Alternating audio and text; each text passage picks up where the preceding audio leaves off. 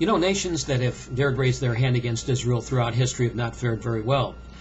From the time of the ancient Egyptians under the Pharaoh, who mistreated the Hebrew slaves in his nation, God raised up Moses and instituted 10 plagues against the Egyptians, to the time of the 8th century BC and Assyrian king Sennacherib, who lost 185,000 of his men and his army for daring to threaten to attack Jerusalem, to the 6th century BC under Babylonian king Belshazzar, who mocked the God of Israel and mistreated the Jews who were in captivity in Babylon at the time, and he was overthrown by Darius the Mede, the Persian.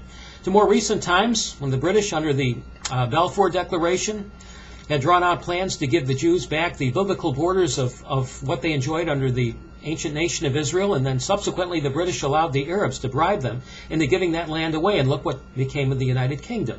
They're overrun with Muslims, and they are nearly financially bankrupt, and the Muslims are threatening to institute Sharia law. Now today we come to the United States of America under the Obama administration, which has turned its back on Israel.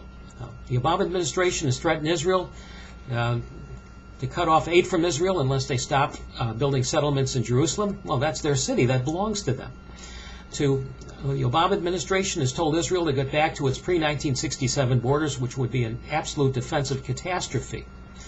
To the Obama administration that's told Israel it will not stand behind Israel if Israel attacks Iran. Now, I believe that the United States, that our well-being is tied to our support of Israel. If we refuse to support Israel, if we turn our backs on Israel, I believe we're finished as a nation. It's important for us as a nation to support Israel, to back Israel, to stand behind Israel.